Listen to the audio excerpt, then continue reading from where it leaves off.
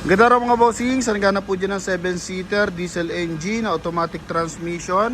Baka makursanadahan nyo po yung ating unit ngayon mga boss. Ikutan ko lang ng bahagya. Isa po itong 2012 na Toyota Fortuner mga bossing. G-Bar yan.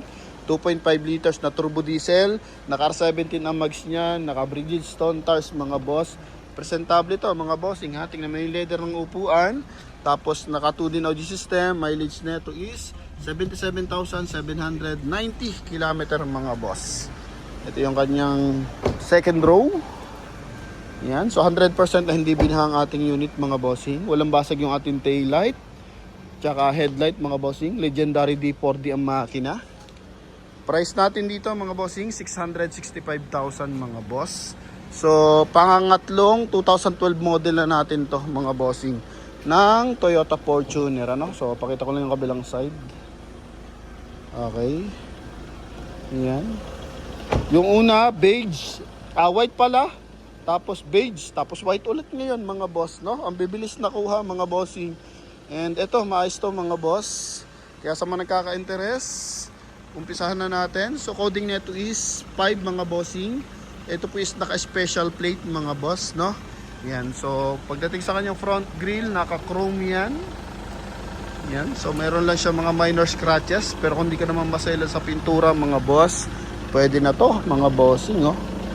Okay. Sa hood, ano lang to, may mga mancha na tiko konti. Pero sa kanyang front bumper, yan, may mga ganito maliliit na tama. Okay. Yan mga boss no. Pero yung headlight natin, walang basag yan. Front grille, walang putol yan, pati sa loob. Dito naman sa fender, ito may mga scratches din na maliliit. Okay, tapos yung kanya step board, buo. Walang basag, walang punit mga bossing. Bridgestone tires. Itong gulong natin is series 2021 to. Pero yung sa loob, sa likod mga bossing, originally pa to mga boss, 2012 model. Okay, so kung anong year model ng sasakyan, yun din yung year model nito mga boss. No? Kasi yung mileage naman niya, tama lang, 65% red light na to. So medyo manipis na. Kasi nga 77,000 yung odo. Kaya ito naman is makapal pa to, 85% red light pa, makapal pa mga boss. So yon is quality na yon, bukod sa Aspire is medyo manipis na yan mga bossing ha.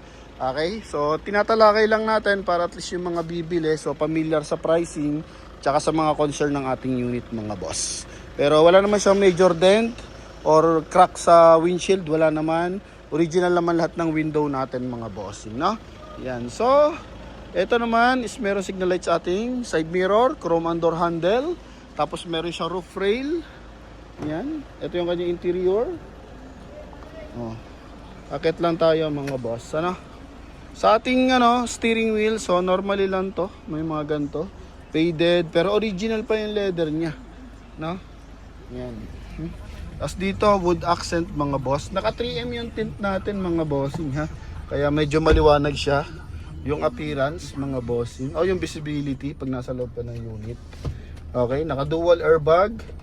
Busina, stock pa yung busina niya mga boss. Ito yung meter cluster mga bossing ha. 77,790 kilometers. 2D audio system. Wood accent dito sa kanyang head unit mga boss. Pati sa ating door panel mga bossing. Tapos yung leather niya original pa din dito. Chrome mga boss no. Power adjust, powerful yung ating side mirror mga bossing. No? Retractable kung tawagin. Yan. Yun no. Responsive magkabilaan mga boss.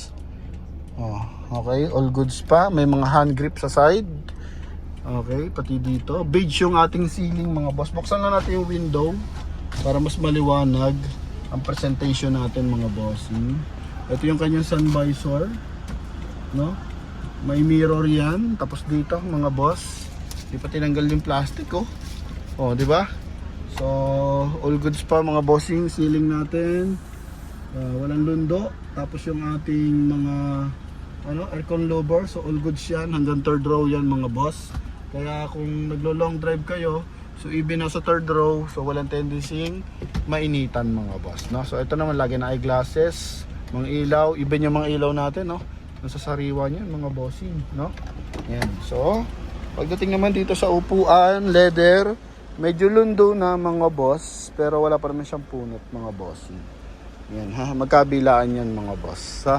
May armrest din, automatic transmission. Okay, so second row tayo. Ito yung second row niya. Wood accent mga boss. Then chrome na door opener. Leather natin mga bossing. So may mga stretch mark pero wala pa siyang punit. Okay, ito yung ceiling mga boss. So maayos mga bossing. Maluwag yung kanyang legroom.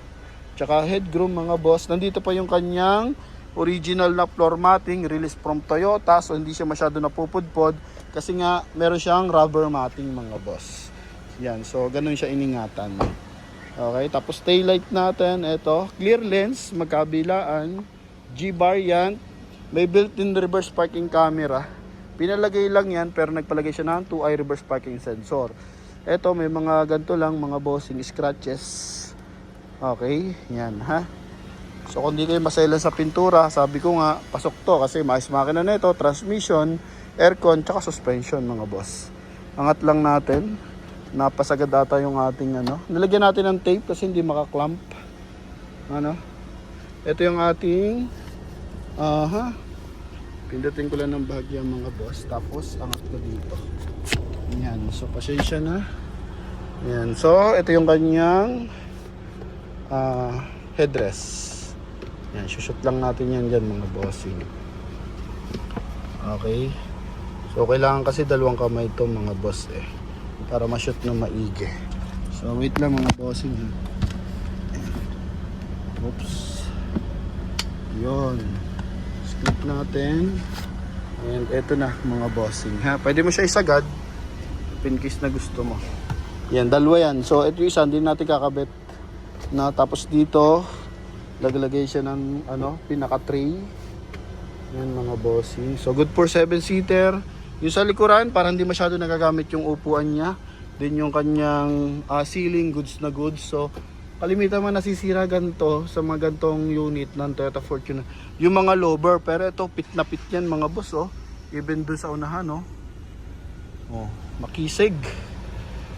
Dito naman, wala UPM panel, mayos ang hydraulic assist. Pero nagpalit na sila ng hydraulic assist mga boss. Di na siya Toyota. Aftermarket, pero all goods mga bossing. Ang maganda lang dito sa Toyota, yan, pwede kang magsalpak ng local, pwede kang magsalpak ng original na piyesa mga boss, Hindi pihikan ba?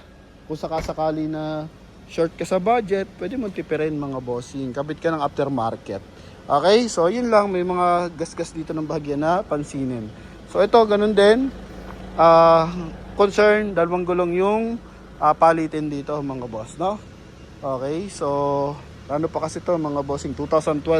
So pagka-release ng unit, yung pa rin yung gulong niya. Tapos dito sa portion nito, may pagkadilaw mga bossing. So totally nandito yung original na kulay mga boss Dito is na to mga bossing. Tag ito. Binturado ng bahagya pero wala masilya. Lata all the way naman mga boss, Pero pag full white kasi, may papansin mo yan, maninilaw ng bahagya yan mga boss, Yan. So, binidiscuss lang natin para at least aware yung ating mga viewers and buyers, familiar sa mga ganung senaryo. Yan ha. Pero all goods to mga boss. So, pwede kayo magpadala ng mekaniko if ever na gusto nyo. O kaya mga relatives nyo na marunong sa sasakyan mga bossing. Okay? Yan. So, at least natalakay ko na yung mga dapat natin banggitin dito. Nais ko naman pasalamatan kasi marami tayong mga benta. Then eto pa lang ating stepboard, all goods din, parang sa kabila wala siya mga punit or malaking crack mga boss. So nigas-gas nga. So mapapansin mo lang parang na siya, kumbaga siyempre 2012. Pero all goods pa rin, hindi pa siya yung namumuti mga boss, Yan. So dito naman sa ating sidings na to, all goods naman mga boss. Dito sa hood para may mga manchang maliliit. So try natin patanggal kung matatanggal. Okay, so kung hindi matanggal, yun na talaga yun mga boss, kasama na yun. Pati floor matting mga bossing ha, magkabilaan yan. Originally pa yan. So yun yung pagka-release sa Toyota. So talakay tayo sa makina, syempre. Ito yung makina niyan. Maganda dito, walang mga tagas. Okay. Walang mga tagas yan mga bossing. 2.5 to, turbo diesel, legendary V40 yan mga boss. Naka Mega Force na battery mga bossing, ha? Made in Indonesia. Yan. Yung ating Toyota Fortuner. Yan. Buo ang mga panel. Walang UP yung panel dyan. Even dito. Buo lahat siya. Yan, mga bracket ng headlight. Goods na goods. Buong insulator mga bossing. So sa mga nagkaka-interest dito, pwede nyo itong makuha sa halagang 665,000. Kasama dyan yung transfer of ownership mga boss. Kaya kung interesado ka dito, so pwede na kayong tumawag mga bossing. Pwede nyo pang abangan yung ating mga susunod na unit. So may for upload tayo na CRV dyan, Hyundai Tucson, Toyota Rush mga boss, and ano pa ba. So malaman natin, may mga Innova pa tayo. Tapos ano ba yung bagong kuha natin mga bossing. May isa pa ulit CRV. So dalawang CRV natin. Isang 17 model, isang 08 model mga boss, no? So marami, chinecheck ko lang na maigi yung mga unit mga bossing para at least magpadala kayo ng mekaniko o relatives yung marunong sa sasakyan. So ako naman automotive grad naman ako, kaya familiar ako sa mga binebenta ko sa sasakyan. Kaya ano mga bossing, kumbaga maayos kahit malalayo yung pinupuntahan ng ating mga unit, Apari, Jensen, Panabo, so all goods naman mga bossing, hindi ako mapapahiya sa inyo dyan mga boss, ano? Yan, so pag di natin recommended ang unit, di ko na po kayo pupuntahin para maabala pa. So yun lamang, and sa ating mga viewers and buyers dyan na OFW, lalo na sa Middle East, so mag-ingat po kayo mga bossing. Pero around the world, nagpapasalamat ako sa ating mga viewers mga boss, no? Ang dami natin mga viewers sa iba't ibang bansa. So maraming salamat po sa pagsuporta, and hoping lahat ng mga dream car nyo ay makuha natin and maibigay ni Lord mga boss. Then nga pala sa mga nag-iisip dito ng financing, so for now cash lang muna tayo. Kung kapos yung budget nyo, so pwede kayong mag-loan ng cash loan sa bangko para at least yun na yung ano nyo mga boss, yung ibibili nyo ng unit. So iwas lang tayo sa mataas na interest, lalo na ngayon may mga crisis sa gera mga bossing. Syempre hindi yung papayag ang bangko na pagpaliban mo yung hulog mo. So kung naka car loan ka, possible mahatak yan mga boss pag di ka nakabayad.